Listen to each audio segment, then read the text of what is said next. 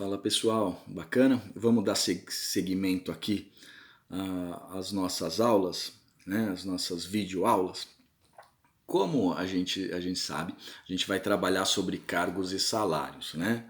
Que já falei nas orientações gerais que é uma matéria bacana, é uma matéria muito gostosa e é imprescindível para vocês de recursos humanos, tá certo? Mas o que vem a ser essa matéria, né? O que vem a ser quando a gente fala cargos e salários? Gente, cargos e salários está ligado com o profissional do mercado. Esse profissional, principalmente, é o profissional que tem a chave da porta do sucesso. Professor, que chave é essa? Está falando muito sobre metáfora, coisa do tipo. Gente, essa chave que eu me refiro é o conhecimento, tá? E a abertura dessa porta é a abertura mercadológica, é a conquista de mercado, é uma empresa sendo bem rotulada, é uma empresa que tenha objetivos alcançados, é uma empresa que tem uma visão, uma imagem positiva junto ao mercado, é uma empresa que dá lucro, que consegue dar lucro, é uma empresa de sucesso, tá certo? E eu não consigo ter uma empresa de sucesso se eu não tiver ao meu lado ou na empresa pessoas que queiram buscar o sucesso. E você só consegue buscar o sucesso com o conhecimento, né? Com as pessoas certas, nos lugares certos e pagando a essas pessoas, em contrapartida, uma contribuição certa. Tá certo?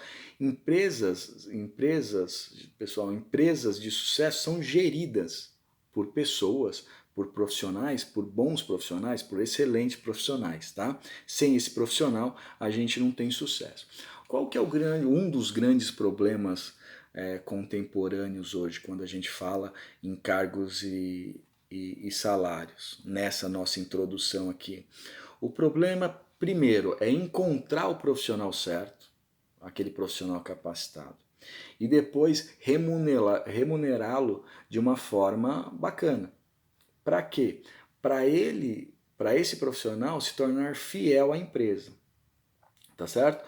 E como que eu faço isso? Ó, eu quero ter um profissional bem gabaritado, bem qualificado, e tenho que pagar para ele o que ele busca, tá certo? Os objetivos pessoais dele têm que ser atendidos, eu tenho que conseguir atender esses objetivos pessoais dele, só que também eu tenho que atender os objetivos da empresa, os objetivos mercadológicos da empresa. Eu tenho que encontrar um meio termo aí, né? Eu não posso nem pagar muito, nem pagar pouco. Eu tenho que pagar o que esse profissional realmente precisa, né? E a coisa mais difícil que tem, uma das coisas mais difíceis que tem em administração, é você valorar o trabalho de alguém, né? Você dizer quanto que aquela pessoa tem que ganhar, tá certo? E como que eu faço isso, né? A maior parte de vocês, às vezes, fala assim, eu avalio pelo currículo, né? Aí a gente fala assim, poxa, mas é pelo currículo só? É pelo currículo que você verifica se a pessoa consegue trabalhar em equipe ou não? Alguns de vocês vão falar assim, mas aí a gente faz aqueles jogos dentro da própria empresa, né? Aquelas dinâmicas em grupo, aquela coisa. E se a pessoa for preparada já para essas dinâmicas de grupo, né? E aí, como que eu faço isso? Então, eu tenho que valorar, olha a complexidade de você valorar o trabalho de alguém e de verificar se essa pessoa realmente é a pessoa que você precisa para aquele determinado cargo. Às vezes o que acontece? O pessoal do Recursos Humanos recruta uma pessoa, vamos pegar só pelo currículo, a pessoa tem um currículo brilhante, só que ela tem problemas de interação de trabalhos em equipe, ou ela tem um problema de não respeitar hierarquia ou coisas do tipo, né? Ela tem problemas pessoais e coisas do tipo que influenciam no desenvolvimento do trabalho. E aí essa pessoa acaba desmotivando-se e não trabalhando de uma forma bacana, causando às vezes até prejuízo para a empresa. Ou quando não deixa a empresa na mão e vai de uma empresa para outra, fica pulando assim de uma empresa para outra, tá? Como que eu faço isso? Às vezes a gente fala assim, poxa, professor, é o currículo, é a dinâmica em grupo. Gente, às vezes só isso não dá, tá? A gente tem que ser um pouco, o pessoal de recursos humanos tem que ser um pouco mais crítico, porque se essa pessoa sair da empresa, ou se essa pessoa estiver descontente com a empresa por algum motivo e sair e ir para a concorrência, a culpa é da pessoa? Às vezes não. A pessoa é um profissional, ela pode pular de empresa para empresa, né? A culpa provavelmente, não vou dizer culpa, tá?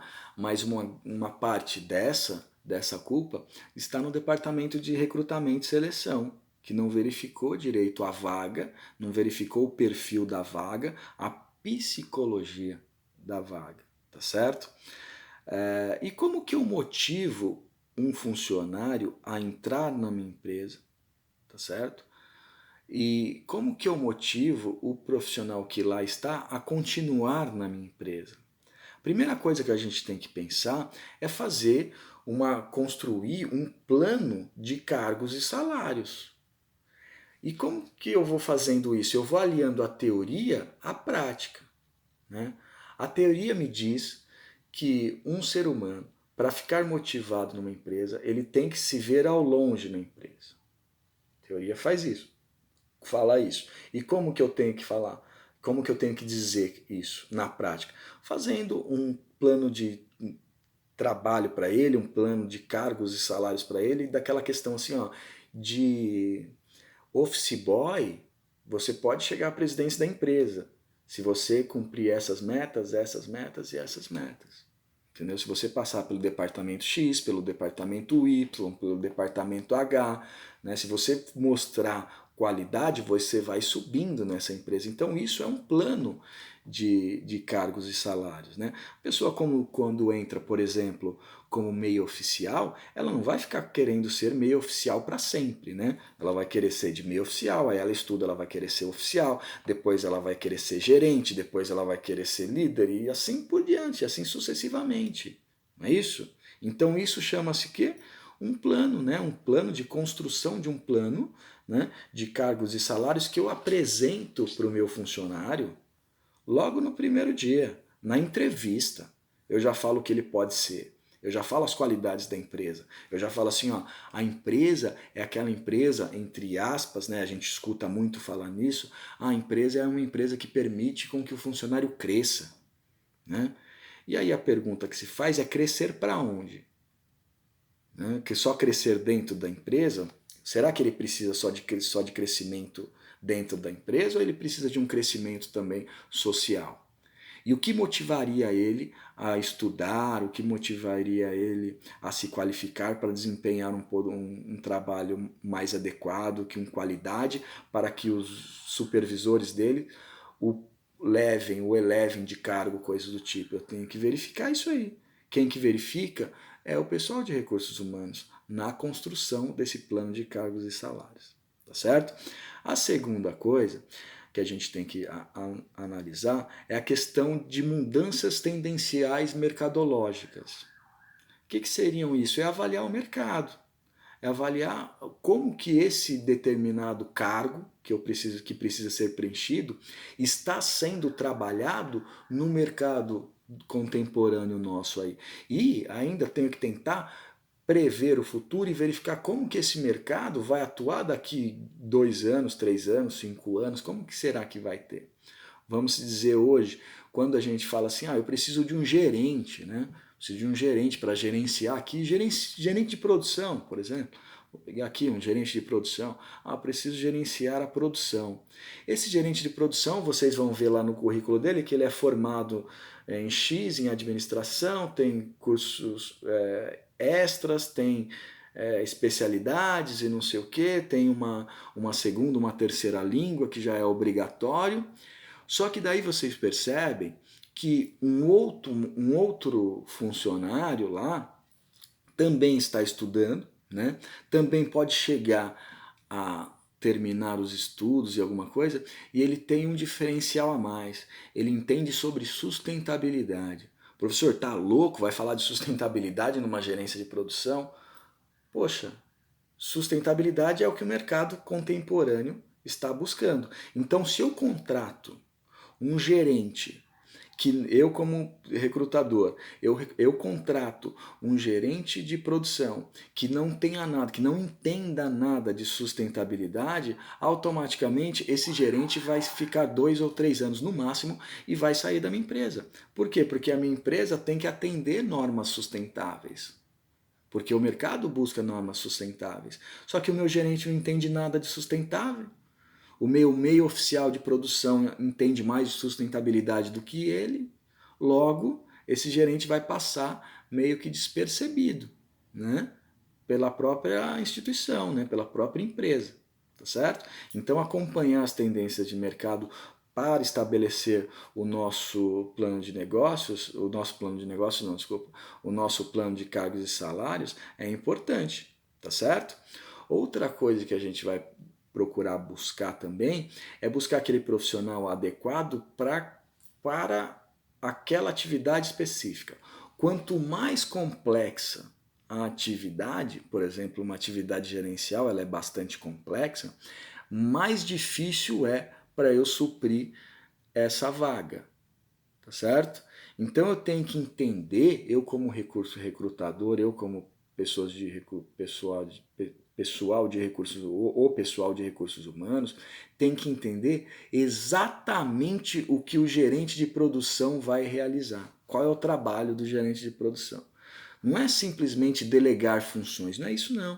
O gerente de RH, de recrutamento, o pessoal, todos vocês têm que entender como que trabalha aquele ramo, aquele setor a qual o gerente vai delegar funções. Eu não preciso saber só o que o gerente vai fazer. Eu tenho que entender como que o mercado ali, como que a parte que ele tem da fábrica ali se comporta.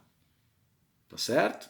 Então, a gerente de produção tem que entender como que é produzido, quantas pessoas esse gerente vai liderar, quais são os objetivos desse turno, se ele sabe escalonar um turno, coisas do tipo. Então, isso eu tenho que saber também para eu montar o meu plano de cargos e salários, tá certo? Então, eu tenho que entender que quanto mais complexa for a atividade, mais difícil e mais qualidade eu vou ter que buscar nessa pessoa, tá certo? Outra coisa que eu coloco aí no material de vocês é reter esse profissional, né? Essa questão da retenção do profissional. Muitos pensava antigamente aí que para reter um profissional é só você dar um salário bacana para ele, né? Só um salário. Poxa, mas será que hoje em dia simplesmente você dar um salário que ele gostaria de receber é suficiente para manter uma pessoa na minha equipe, na minha empresa? Alguns de vocês vão falar assim, professor, eu acho que é, né? Eu acho que se eu der um bom salário para o cara não busca outra empresa. E aí eu pergunto, e se ele achar uma empresa que pague 200, 300 reais a mais próximo à casa dele, você acha que ele não vai? Né? Que apresente um plano de salários para eles, um plano de cargos maior para ele numa outra empresa. Você acha que ele não vai? Então, o salário em si é apenas uma variável, tá? Condições de trabalho são outras variáveis, tá certo? Então a gente vai trabalhar também com vocês quais as variáveis para se manter uma pessoa trabalhando na empresa, tá certo? Nível de liderança, companheirismo, o trabalho em equipe, tudo isso eu posso ter como variável para manter um funcionário lá. A localização da empresa, se ele precisa se deslocar muito tempo, se a empresa tem uma infraestrutura para trabalhar, para oferecer para ele desempenhar o trabalho dele, tá certo? O que eu tenho que entender, gente? Profissionais leais à empresa são aqueles profissionais que produzem e trabalham para a empresa como se a empresa fosse dele, tá certo? É aquele profissional que quando, por exemplo, ele terminou o expediente dele, ele olha e verifica se algum computador ficou ligado, porque algum computador ligado pode dar prejuízo para a empresa, pode ter algum problema pessoal de TI, pode dar superaquecimento. Um profissional leal é aquele profissional que vai lá e apaga a luz quando sai, é aquele profissional que não desgasta a empresa, é aquele profissional que não fala mal da empresa para outras pessoas, tá certo? Então essa é a nossa introdução, essa foi a nossa introdução para a disciplina de cargos e salários. E aí eu estou esperando vocês no terceiro teaser. Um abraço.